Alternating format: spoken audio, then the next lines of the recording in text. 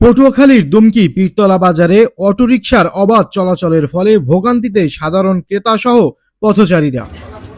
প্রতিনিয়ত এইসব ব্যাটারি চালিত অটো বাজারে ঢুকে বাজারের প্রধান সড়কে যানজটের সৃষ্টি করে, ফলে রাস্তা বন্ধের উপক্রম হয়ে যায়, যার ফলশ্রুতিতে পথচারী ও ক্রেতারা স্বাচ্ছন্দ্যে চলাচল করতে এবং ক্রয় বিক্রয় করতে অসুবিধা বোধ করেন।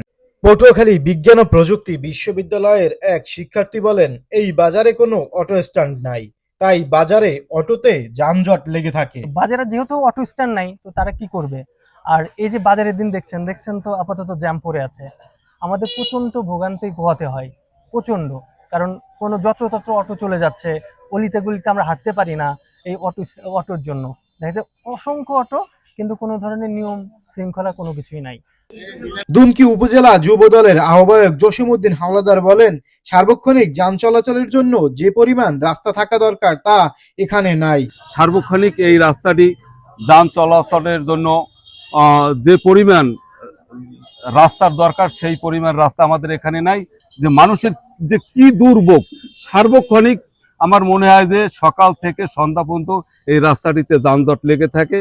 জনদুর্ভোগের কোনো শেষ নাই। এখানে ছাত্রছাত্রীরা যারা স্কুল কলেজ মাদ্রাসায় আসে তাদের যে কি দুর্ভোগ হয় এটা আপনারা একমাত্র যদি এখানে অবস্থান করেন কিছু সময় দেখতে পারবেন। পীরতলা বাজারের ক্রেতা রাজিবুল ইসলাম রন্টি বলেন, মিশুক বা অটোওয়ালাদের কোনো মিনিমাম অভিজ্ঞতা বা লাইসেন্স নাই, তারা যখন তখন বাজারে গাড়ি ঢুকিয়ে রাখে। এদের নাই কোনো মিনিমাম লাইসেন্স, এদের নাই কোনো মিনিমাম অভিজ্ঞতা। যে পারে সেই একটা অটো নিয়ে নামতেছে রাস্তায়। আপনি দেখেন বাজারের দিন বাজার করতে মানুষ এসে এখানে ভোগান্তি পোহাতে হয়। এখানে বাজার করতে এসে ঠিকভাবে বাজার করতে পারবেন না, অটোতে ভরে থাকে রাস্তাঘাট, কোনোভাবেই চলাচল করতে অসুবিধা। কখনো মানে বাজার করতে আসা ক্রেতাদের গায়ে উঠিয়ে দিচ্ছে, আবার কখনো হঠাৎ ঘুরিয়ে ফেলছে। এদের তো কোনো বিন্দুমাত্র সেন্স নাই ড্রাইভিং এর। তো আসলে সরকারের উচিত এরা যাতে জবাবদিহিতার আওতায় আসে, এদেরকে লাইসেন্সিং দেওয়া হোক। লাইসেন্স ছাড়া কেউ নামতে পারবে না অটো নিয়ে, এরকম আসলে জবাবদিহিতামূলক কার্যক্রম সরকারের নেওয়া উচিত বলে আমি মনে করি। স্থানীয় বাসিন্দা মাইনুল ইসলাম আকাশ বলেন, অটোরিকশার ফলে প্রায়ই অ্যাক্সিডেন্ট ঘটে থাকে। অটোরিকশার কারণে বিশাল একটা যানজটের সৃষ্টি হয়, মানুষ বাজার করতে পারে না, মাঝে মধ্যে অ্যাক্সিডেন্টও ঘটে থাকে, এবং এতে করে মানুষের যে স্বাভাবিক যাত্রা সেটি ব্যাহত হয়। যে বাজারের যে দোকানদার, আমরা এই যানজটের কারণে আমরা বেচা কিনা তেমন একটা করতে পারতেছি না। বেশি অংশ মহিলারা বাচ্চা টাচ্চা নিয়ে আসে, মহিলারা থাকে, তারা আসতে পারে না, চলতে পারে না। একটা দুইটা গাড়ি হইলে মানে একটা লোক যাইতে পারে। পীরতলা বাজার বণিক সমিতির সভাপতি বশিরউদ্দিন বলেন, আমি এই অটোগুলোকে বাজারের বিভিন্ন পয়েন্টে রাখার চেষ্টা করেছিলাম। এই অটোগুলোকে একবার বিভিন্ন পয়েন্টে আমি রাখার জন্য পদক্ষেপ নিয়েছিলাম।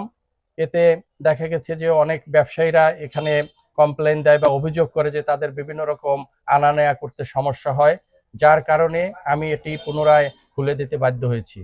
বাজারে এমন অটো বেড়ে যাওয়ার কারণ জানতে চাইলে এক অটো চালক বলেন, করোনার পর হইতে করোনায় যে একটা সংকট দেখা দিয়েছে বাংলাদেশে, এই সংকটের পর হইতেই ঢাকাগণের লোকজন চলে আসছে গ্রামে আইয়াই একটা কিস্তি টাকা উঠাইয়া একটা অটো কিনছে। অটো কিনতে এখন তো ওই গ্রাম অঞ্চলে অটোতে ফাঁক নাই। অটোর জন্য সাধারণ পাবলিক রাস্তায় পাই ফেলাইতে পারতেছে না, এত অটো হয়েছে। তারপরে আবার ওই সরকার পতন হওয়ার পরে ঢাকা শহরগণে আরও লোকজন দেশে গ্রামে ভরিয়ে যাইতে আছে।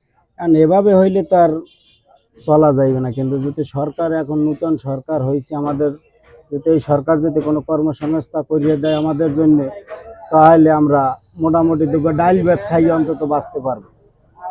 দুমকি উপজেলা নির্বাহী কর্মকর্তা ফরিদা সুলতানা বলেন, আমরা গত সপ্তাহে মোবাইল কোর্ট পরিচালনা করেছি, এই অভিযান অব্যাহত থাকবে। দুমকি যে পীরতলা হাট সংলগ্ন থানা ব্রিজ, এখানে বেশিরভাগ সময় দেখা যায় যে বিভিন্ন ধরনের ইজি বাইক বা অটো তারা স্ট্যান্ড করে। এটা আমরা মোবাইল কোড করেছি গত সপ্তাহে। আমরা আমাদের যে এই অভিযান এটি অব্যাহত থাকবে। আমরা চাই যে এখানে মানুষ যেন ভালোভাবে বাজার করতে পারে, কোনো ধরনের যানজট যেন সৃষ্টি না হয়। এছাড়াও বাজারের ভিতরে যে অবৈধ স্থাপনা বা আমাদের যে রাস্তার উপরে খোলা দোকান, তাদেরকে আমরা সতর্ক করেছি এবং সরিয়ে দিয়েছি অনেকগুলো। পটুয়াখালীর দুমকি থেকে মেহেদী হাসান শান্ত, দৈনিক গণকণ্ঠ।